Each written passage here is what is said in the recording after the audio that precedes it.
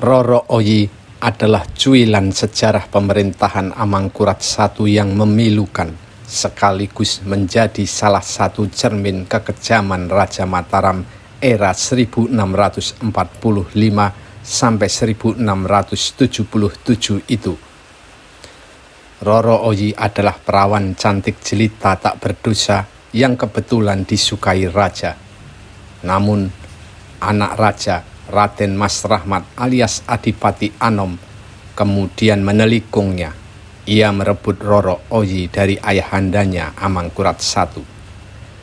Tindakan yang mengakibatkan Amangkurat I murka dan mengakhiri hidup Roro Oyi dalam kisah yang dramatis, menyedihkan, dan sulit dianalisis oleh nalar.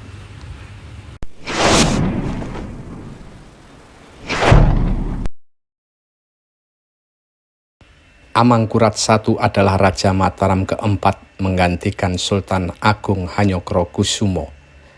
Ia dinobatkan sebagai raja begitu Sultan Agung tutup usia pada tahun 1645. Amangkurat I menikah dengan putri Pangeran Pekik dari Surabaya yang kemudian menjadi permaisuri dan melahirkan putra mahkota Adipati Anom alias Raden Mas Rahmat. Selama pemerintahannya, ia menampilkan diri sebagai raja yang kejam, tak hanya kepada para lawan politiknya, tapi juga kepada siapapun yang membuatnya kecewa. Bahkan, untuk urusan wanita, dia juga tak pandang bulu. Kisah Ratu Malang adalah salah satunya. Karena kematian Ratu Malang yang merupakan selir kesayangannya, ia memerintahkan semua selir yang jumlahnya 43 dibunuh karena dicurigai meracuni Ratu Malang. Kekejaman Amangkurat I lainnya yang tak kalah mengerikan menyangkut Roro Oyi.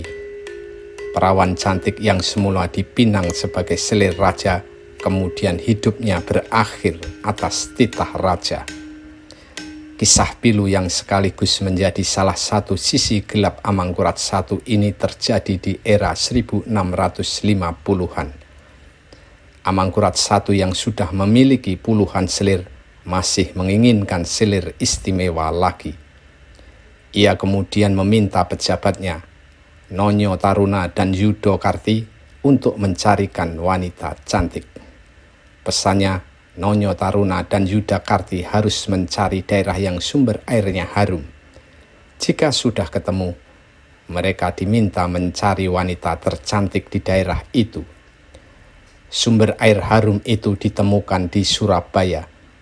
Kedua utusan Amangkurat I itu kemudian menemui Menteri Pangeran Pekik, Ki Mangunjaya.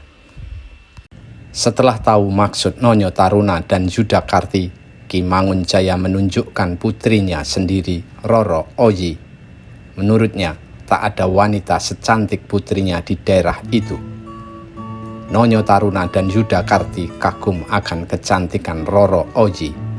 Maka, ia meminta Ki Mangunjaya dan istrinya segera pergi ke Mataram untuk menyerahkan putrinya, Roro Oyi, kepada Amangkurat I. Sesampainya di Keraton Pleret, tempat kerajaan Amangkurat I, Ki Mangunjaya dan istri serta Roro Oyi diterima raja. Sontak, Amangkurat I langsung jatuh cinta kepada Roro Oyi dan menerima persembahan itu dengan senang hati. Namun, Roro Oyi belum akil balik dan masih kecil. Amangkurat I kemudian menitipkan Roro Oyi kepada pejabatnya Wirareja untuk dirawat. Kelak, jika sudah dewasa dan akil balik, baru diserahkan kepada Amangkurat I. Entah ada hubungannya dengan kehadiran Roro Oyi atau tidak, tiba-tiba Amangkurat I meminta putra mahkota pewaris tahta Adipati Anom alias Raden Mas Rahmat untuk segera mengakhiri masa lajangnya, menikah dengan putri Adipati Cirebon. Namun, Raden Mas Rahmat rupanya tak suka dengan putri Adipati Cirebon. Suatu hari, Raden Mas Rahmat mampir ke rumah Wirareja. Betapa kagetnya ia saat melihat perawan cantik sedang membatik bersama istri Wirareja. Bahkan, Raden Mas Rahmat langsung jatuh hati. Dialah Roro Oyi yang sudah dewasa dan makin kelihatan keanggunan dan kecantikannya. Raden Mas Rahmat lalu bertanya kepada Wirareja apakah gadis itu adalah putrinya dan ia siap menjadikannya sebagai istri. Wirareja lalu menceritakan bahwa gadis bernama Roro Oyi itu adalah calon selir simpanan ayahandanya Amangkurat I. Maka dengan terpaksa Wirareja menolak lamaran Raden Mas Rahmat. Apalagi Roro Oyi juga sudah akil balik dan sudah saatnya segera diserahkan kepada Amangkurat I. Raden Mas Rahmat kecewa berat. Ia langsung pulang dan mengurung diri di kamar. Bahkan ia tak mau makan berhari-hari dan mengancam akan bunuh diri. Para emban langsung melaporkan keadaan ini kepada Pangeran Pekik yang merupakan kakek Raden Mas Rahmat. Pangeran Pekik sangat mencintai Raden Mas Rahmat. Bahkan sejak kecil Pangeran Pekik sering merawat putra mahkota itu. Merasa sudah tua, Pangeran Pekik dan istrinya kemudian mengambil tindakan nekat demi cucunya itu. Mereka langsung pergi ke rumah Wirareja untuk meminta Roro Oyi dan akan menikahkannya dengan Raden Mas Rahmat. Tentu saja Wirareja menolak, takut kepada Amangkurat I. Ia bahkan mengatakan dirinya bisa dihukum mati jika menuruti perintah Pangeran Pekik. Pangeran Pekik tak menyerah, apalagi ia adalah mertua Amangkurat I. Kepada Wirareja, ia mengatakan bersedia menanggung semua akibatnya. Jika ada kemarahan anak Prabu, meski sampai mati pun akan saya jalani sendiri.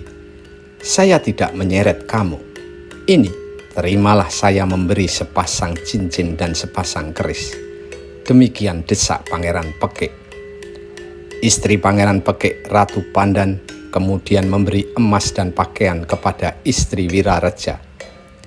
Desakan dan hadiah itu membuat Wirareja tak bisa berbuat apa-apa. Pangeran Pekik berhasil memboyong Roro Oyi untuk diserahkan kepada cucunya Raden Mas Rahmat. Akhirnya, kabar ini diketahui juga oleh Amangkurat I. Ia murka berat. Menurut babat tanah Jawi, Amangkurat I lalu membunuh mertuanya sendiri, Pangeran Pekik dan istrinya dan para kerabat serta pengikutnya. Dalam catatan sejarawan Belanda Haji de Graaf, Pangeran Pekik dan istrinya dieksekusi pada tanggal 21 Februari 1659 bersama 2 saudara, seorang putra, 2 kemenakan dan 60 panglimanya. Total korban 60 orang. Sedangkan Ki Wirareja dan anak istrinya dibuang ke Ponorogo untuk dieksekusi semua. Kemurkaan Amangkurat I tak sampai di situ saja. Ia kemudian memanggil Raden Mas Rahmat dan memarahinya. Ia meminta Raden Mas Rahmat memilih membunuh istrinya sendiri, Roro Oyi, atau ia tak akan dianggap sebagai anak dan kehilangan hak sebagai pewaris tahta. Pilihan yang membuat Raden Mas Rahmat dalam dilema besar. Jika mempertahankan Roro Oyi, ia akan kehilangan status putra mahkota, pun belum tentu selamat mengingat sifat ayahnya yang kejam dan pendendam. Kemudian, dengan terpaksa Raden Mas Rahmat memilih keputusan sangat berat. Ia ikuti perintah ayahandanya membunuh Roro Oyi yang sangat ia cintai itu. Peristiwa ini dikisahkan sangat mengharukan dan dramatis. Menurut babat tanah Jawi, Raden Mas Rahmat kemudian memangku Roro Oyi dalam kepedihan dan kepiluan, kemudian terpaksa menusukkan keris ke perut Roro Oyi hingga tewas. Dalam kepedihan yang mendalam, Raden Mas Rahmat kemudian diusir ke Lipuro. Kadipaten tempat tinggalnya dibakar habis.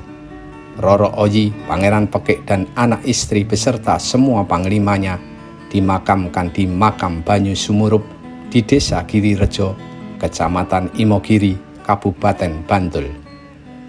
Banyu Sumurup merupakan kompleks makam termuda dari 3 makam kerajaan Mataram di Imogiri. Di sini terdapat 52 makam. Pangeran Pekik dijejerkan dengan Pangeran Lamongan di posisi paling utara, sedangkan makam Roro Oji terpisah paling kiri dan paling besar. Ini makamnya Roro Oji, Pak. Karena sudah dipingin oleh Raja Mangkurat I itu tadi. Tapi yang menggarwa Pangeran Rahmat itu. Iya. Yang Tejaningrat yang betul. Iya. Atau alias Tejaningrat nggih. Nggih. Mengunjungi makam Banyu Sumurup seolah memantik imajinasi. Sejarah kelam nan memilukan di era 1650-an itu serasa menjadi adegan tragis yang berseliweran di pikiran.